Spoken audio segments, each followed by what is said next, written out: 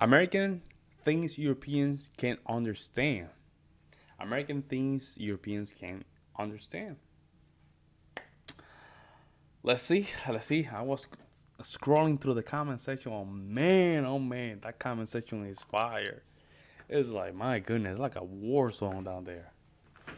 I have to stop scrolling because man, we are clearly different. Yeah, we're clearly different. Hey, I'm okay with that. I'm okay as an American being different than Europe. I'm okay with that.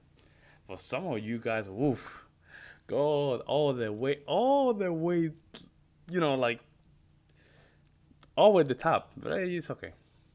We can handle it. I'm gonna react to this. Let's see what happens. Over the world in films and on TV, and also abides by some laws and practices that many consider unusual. Europeans in particular seem to have a hard time wrapping their heads around some of them. From child beauty pageants to gun laws, let's take a look at some American things that Europeans can't understand. Sick of commercials. If you're a European enjoying a cozy night in on the couch in America, some of the stuff on TV may shock and surprise you. And no, I'm not talking about Keeping Up with the Kardashians. I'm talking about commercials, which arrive so frequently it makes watching TV feel almost unbearable to anyone unaccustomed to it. There's a lot of commercials. Seals leaks instantly. Use it on Especially pharmaceutical commercials, which usually show grumpy men and women turned into smiling, happy people by the product being sold. These are usually followed by an almost comically long list of potential side effects spoken at double speed, like Ambien ad. As well as abnormal behaviors such as being more outgoing or aggressive than normal, confusion, agitation, and hallucinations may occur. Yeah. Don't take it with alcohol as it may increase these And behaviors. the reason you have to just first reason you have to say this fast is because of the time of commercial, right? The longer you have the commercial, the more money you have to pay. And secondly, to avoid lawsuits. Isn't that crazy? Allergic reactions such as shortness of breath, swelling of your tongue or throat may occur and in rare cases may be fatal. Side effects may include take next-day it. drowsiness, dizziness, and headache. In There's so patients many with depression, secondary, worsening of depression, including risk of suicide may effects. occur. Don't take it. These types of direct-to-consumer commercials peddle prescription drugs, which is an advertising standard that was rejected by the European Commission back in 2002. The Commission stated that pharmaceutical companies were unable to provide impartial information on their medicines. If that's the case, why is it practiced in America? To put it simply, there's simply never been a federal law passed to outlaw the practice. This is in no small part thanks to the fact that direct-to-consumer drugs and their accompanying ads are a huge business. And in America, whether it's right or wrong, the rules tend to follow the money. Europeans might actually need a pill for the headache all those ads give them. May cause drowsiness, loss of limb, telepathic powers, and a violent hatred of cheese. No place like home. Let's say you're a European who's just moved over to America. You found a house in a nice You're not going to handle it. European, you come to America, you're not going to handle it, man. If I go to Europe, I can handle it easily. I've been in Europe multiple times. Not a bad place. I like it, very clean. But for Europeans, it will be hard to assimilate. In today's America, that is. residential neighborhood and you're going through your bills. Rent, water, gas, electric, all seems in order. But wait a second. What's a homeowners association fee? To a native, that's a pretty obvious question. But for Europeans, it's an unwelcome surprise. These fees contributes to the local homeowners association, which is somewhat like a neighborhood watch, but managing funds to be reinvested into the community. It goes towards things like residential maintenance and common spaces, which keeps residents happy and property values up. With around 24% of all Americans living under a homeowners association, they pay $200 to $300 on average per month in fees to these entities. Now, while some Europeans might struggle with this concept, it was a form of governance that was actually invented by France back in 1804. Really? The condominium law was exported to the US, where it became incredibly popular. Wow. So, for any European that wants to complain about homeowner regulations and fees, feel free to blame the French. I didn't know that. Vacant vacation days. The USA has one of the largest economies in the world. A tremendous economy, in the president's words. But Europeans looking to get into the American world of work are often shocked when it comes to vacation time. US workers are not entitled to mandatory paid vacation at all. Usually, the issue of paid leave is left at the discretion of employers. And yes, that does. But there's a high. Most of the jobs that you're gonna have in the United States, they will pay for your vacation. Right, most of them, right? That's I would say like at least 50%. For example, the job that I currently have, they pay for vacation. If I go to vacation, they'll pay for that vacation. So it all depends where you go. But I know this is not a common practice in Europe. Does include national holidays. According to research from the U.S. Bureau of Labor Statistics, in 2017, only 77% of American workers had access to paid vacation. Now, the reason that might leave Europeans slack-jawed is because mandatory paid vacation time in Europe starts at 4 weeks. In fact, America is one of the only Western countries where law doesn't enforce companies to give its employees mandatory paid vacation time. Don't believe me? Take a look at this map breaking down mandatory paid vacation time by country. Only the great countries are known not to give paid time off. It's a working culture that undoubtedly favors employers over employees. Americans might want to think about learning Chinese instead, as employers in China must legally offer 5 days of holiday. Although that is after one continuous year of work. Win some, lose some, I guess. Florida man. If the American states could be looked at as a dysfunctional family, then Florida would be the weird uncle who once ran away with the circus and wrestled a tiger. The Sunshine State is the third most populous state in the USA and receives over 100 million visitors year on year. With so many people living between Miami Beach, Disneyland, and Pensacola, a little crazy is bound to be found on the fringes of society. But what Europeans aren't prepared for are the crazy antics of Floridians that make daily headlines. From Florida man believed that he was half man, half dog in March 2019 to Florida man robs bank, strips naked, then runs down the street throwing stolen money everywhere in July 2017. You can search the internet for almost crazy, right? Florida's kind of crazy. I don't know why, man. Florida, one of those states that just some weird stuff is always happening down there. Any day of the year and find a headline announcing Florida man has committed an utterly baffling crime. There doesn't seem to be an equivalent for any European countries, although the UK comes close with some of its questionable journalism topics like Britain's fattest woman ate fridge and died. Let me know the funniest local headlines you've ever seen at stories@bmas.com. VAT trouble. In Europe, like most of the world, tax is built into the price of items in-store and online. So what you see on the tag is what you pay. But Europeans visiting an American store might be left doing a double take at their bill when they reach the register. There is no national sales tax or value-added tax in America. Instead, American taxes differ by jurisdiction, of which there are around 7,000. Differences in these local rates, state taxes, or combined state and local taxes means that final prices for the same item can differ from one street to the next. For first-time shoppers in the U.S., this unpleasant surprise is a rite of passage that no one asked for. Tipping point. A meal at a restaurant can be a real treat, but Europeans visiting America sometimes stress about the tip. Although tipping anywhere up to 20% seems normal to most Americans, there's no such obligation in Europe. Indeed, it's mostly seen as a bonus reward for good service, and in some European countries, And it should be like that. And I agree with the Europeans on this.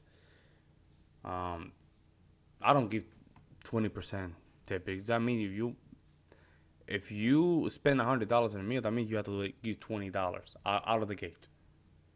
I usually give 10%, 15%, and 12%. And that's if the meal was good. If the meal was shitty, I would just give $1 just to let the waitress know, hey man, you did a terrible job here. I'm not gonna give you more than this. it's even considered rude and excessive to leave a tip. The American federal government, however, states that tips can be used to satisfy the difference between the employee's hourly wage and the standard minimum wage. This means food servers, valets, and in-house staff in certain states can be working for a federal wage of just $2.13 per hour, which is about €1.96. So if you're a European visitor to the States, get ready to factor in your tip to the overall price of your meal. you might well be contributing to a struggling waiter's rent. But Child beauty pageant. To be honest, they don't struggle. Waiters don't struggle. I mean, it looks horrendous, but some of these waiters they're earning between 200 to 315 $200 to almost $250 a day easily. So don't feel bad about it. Remember, these people are taking tables every day, hundreds of tables every day. All right, let's say an hour, you're working with a solid 10 tables, right? Think about it. Now, every time that they finish, let's say they give $5 or $6 per table. That's $60. Boom. You see what I'm saying? So it's not that bad. Don't feel bad. And they're working at hours. Now, you have the hourly pay plus the tipping. So you making good money. Good money. So don't get scared by the numbers. We tip our waiters very well. Pageants. If you've ever been unfortunate enough to have watched an episode of Toddlers and Tiaras on TLC, I think you might side with the Europeans on the next matter. Child beauty pageants are common across America and usually consist of dolled-up little girls being thrust onto a stage to entertain a crowd of screaming moms. It's truly bizarre, but what's equally strange is how the craze got started. Child pageants originated from American Better Baby contests in the early 20th century. Babies would be scored on characteristics like weight, quality of skin, and face shape, supposedly in the name of helping to educate mothers on best practices for healthy babies. But of course, it wasn't just for education purposes. There were also cash rewards and trophies for top-ranking toddlers. This has slowly devolved into the bedazzled tradition of pushing a child on stage in full makeup and styled hair. I'm so against this, so bad. This is mostly in the South, I guess. But I'm so against that. You're sexualizing the kids very early on. Do a dance routine for prize money. Although some European countries host similar but smaller events, others like France have gone as far as to ban all such pageants, claiming they're an unhealthy way to treat young girls. If you ask me, their general creepiness alone should be enough to slam the brakes on child beauty pageants. Honey boo boo? No thanks. Size is everything. According to an old saying, everything's bigger in Texas. But if you're a European, you'll probably think that about all of America, right down to its people. It's no secret that America has a little bit of a weight problem. Two-thirds of American adults classify as overweight, and it's estimated that almost 40% of adults in the U.S. aged 20 and over are obese. Contrasted to Europe, where a survey carried out in 2014 labeled just 15% of adults obese. That's a king-size difference, with a side of fries. The American tendency to overeat might have something to do with portion sizes in the States. A study comparing portions in Paris and Philadelphia revealed food outlet portions were 25% larger in Philly. And a review of 17 different single-serve foods like yogurt and candy bars found that 14 of them were bigger in Philadelphia. While a one-state to one-country comparison doesn't necessarily represent the whole, Europeans on social media often comment on how much bigger everything seems stateside. Have you noticed this difference in portion sizes? Well, we do have good portions. I mean, if you eat in a diner here, for example, Wisconsin, you get your regular size burger. It's going to be like this, right? Like this. French fries and a coffee in a soup. I think that's a nice portion. You'll be filled. You don't have to eat a third meal. You call it a day kind of thing, eat lunch. I think that's fine. But I there's some overweight people over here, man. Like, really overweight. Let me know in the comments below. Bonus points for food puns. Oh, sugar. Living in America can really give you a taste for the sweet life, but your teeth won't thank you for it. Why? Well, some American foods and drinks have been found to contain huge amounts of sugar compared to their European equivalents. Some common bread brands contain up to 6 grams of sugar per serving, 6 times the amount found in European counterparts. But it doesn't end there. Taking a look at Pizza Hut's sugar content reveals most of their stateside pizzas have close to double the amount of sugar per slice as European versions. And in Starbucks, a UK venti white chocolate mocha will contain 62.4 grams of sugar. But in America, that shoots up to 72 grams. I've heard of sweetening the deal, but any Europeans making the trip across the Atlantic might leave suffering from the toothache. Gaps in the market. European standards of building a public restroom involve plenty of privacy, mainly in the form of cubicles with doors that are more door than gap. Seems obvious, but it's a standard that Americans just can't seem to adopt. With ridiculously large gaps at the top, bottom, and sides, it makes for a truly uncomfortable first visit to an American toilet for unwitting visitors. On their first time, Europeans are left feeling especially susceptible to unwelcome visitors and peeping toms. Some people even resort to taping up the gap to prevent prying eyes looking in. But as strange as the design seems, there are some theories as to why Americans build their stalls this way. For a start, high floor gaps allow for easier cleaning, and they do make it simpler to pass toilet paper from one cubicle to another. On top of that, the vertical gaps act as a deterrent for anyone thinking of doing anything naughty behind closed doors. But there's always the chance you might accidentally get a real eyeful. Maybe just close your eyes before entering any American restrooms. Triggered. It strikes many Europeans as a bit odd that in America you can pick up your groceries from one aisle of a store and a gun from another. Indeed, you can buy guns over the counter in places like Walmart, and ammo can be found in pharmacies. I don't know where it's at because I've been in Walmart all over the country. I haven't found a gun. Maybe in Tennessee, West Virginia, you might find that, but folks, don't believe this is in all Walmart. And believe me, I've been around when it comes down to Walmart. I've been in Walmart in Connecticut, New York, New Jersey, Illinois, Wisconsin, what other state? Well, I've been around some of the southern states as well, and I haven't seen guns. It has to be one of those super red states that they're so red state that you can buy a gun kind of thing, but I haven't seen that. But seeing as guns are still legal in many parts of Europe, what is it that Europeans find weird about the gun-loving, rifle-wielding, Second Amendment-touting American citizen? It might have something to do with America's gun-related death rate, seeing as per capita, there were 12 gun-related deaths for every 100,000 people in America in 2017. Very few European countries exceed 3 gun-related deaths per 100,000 people, and none even come close to America's 12 per 100,000. The causes of the problem are fiercely debated, but it might have something to do with how easy it is to buy a gun. Background checks are usually carried out, but a research survey from Harvard in 2015 estimated that a third of American gun owners have purchased a firearm without a background check. The problem is that how many of those gun-related deaths were caused by legal owners? And you will find out that for 10 deaths caused by guns, 9 out of those 10 is by illegal guns. So you can't do anything. Even if you ban everything, let's say you ban all the guns in the world, in the United States, a lot of the guns that are driven illegally are from Mexico, from the southern border, especially for Colombia. Why is that? Because we have the same problem in Puerto Rico. You have people just carrying, a lot of automatic weapons when they are illegal in the United States, or they're carried out from Colombia all the way top to the island. So you can't stop that. Because remember, the guns are only applied for those that are, law-abiding citizens. People that are selling cocaine, heroin, these people are getting guns from Mexico and Colombia. There's no way you can stop them. And you check those big states that have very gun control. California, New Jersey, New York.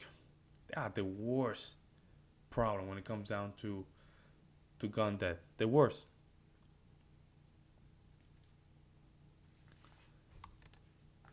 In Europe, many countries like Austria and Germany require would-be gun owners to go through a rigorous 7-step procedure before owning a gun.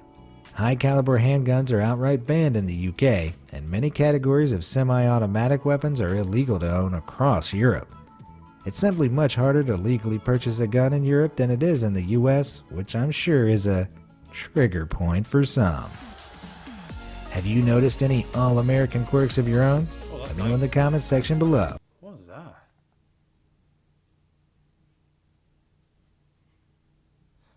insane mega project that was never built. Man, that's kind of cool. I would like to react to that. Oh, what's that? Is that a pimple? This is not the video for this. I'm a pimple fanatic, so I'm not gonna get into that. But let me know what you guys think in the comment section below because this is crazy. Well, I'll see you in the next one.